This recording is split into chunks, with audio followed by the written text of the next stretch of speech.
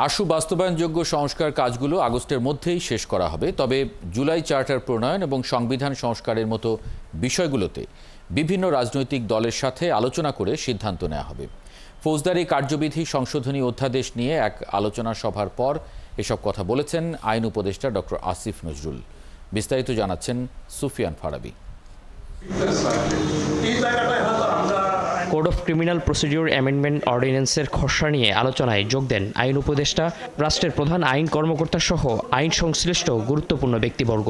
উপনিবেশিক আমলের এই সব শাস্তি বা সাজার ব্যবস্থা যে আপনারা বাদ দিয়ে দিচ্ছেন, এই যে উইপিং ফর এক্সাম্পল, এটা যে বাদ দেওয়া হলো, এটা অনেকবার বলা হয়েছে, কেউ করেনি, কেউ পাত্তা দেয়নি। ইটস ট্রু, ব্যবহার করা হয় না, বাট এই শব্দগুলো সরিয়ে ফেলা খুবই দরকার, যেটা এখানে 2 নম্বর 32 ধারায় যে সংশোধনী নিয়ে এসেছেন।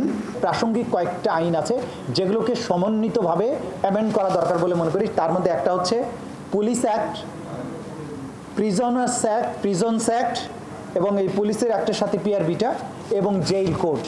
পরে আইন উপদেষ্টা ডক্টর আসিফ নজরুল বলেন, বাস্তবায়নযোগ্য সংস্কারগুলো আগস্টের মধ্যেই শেষ করা হবে। সংস্কার প্রক্রিয়া কিন্তু অলরেডি শুরু হয়ে গেছে, কিন্তু যে সমস্ত সংস্কারের ক্ষেত্রে রাজনৈতিক দলের ঐক্যমত্য প্রয়োজন, প্রধানত সংবিধান পরিবর্তন বিষয়ক, সেই সমস্ত ক্ষেত্রে আমরা ওয়েট করছি জুলাই চার্টার সম্পন্ন হয়ে গেলে, যেটা আমরা আশা করি জুলাই মাসে হয়ে যাবে, সেটার ভিত্তিতে আমরা সেই ধরনের বড় ধরনের সংস্কার বা সংবিধানের সাথে ইনভলভ আছে সেই ধরনের সংস্কার আমরা করতে পারবো বলে আশা করি।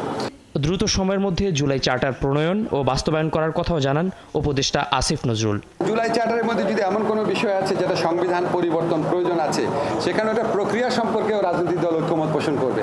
তারাই নির্ধারণ করবে যে এখনই কোনো অর্ডিন্যান্সের মাধ্যমে এই পরিবর্তনটা করা হবে কিনা, যেটা পোস্ট ভ্যালিডিটি দেওয়া যায়, বা আগামী নির্বাচনের পরে এটা করা যাবে কিনা সব দলগুলো মিলে ঐক্যবদ্ধ হয়ে।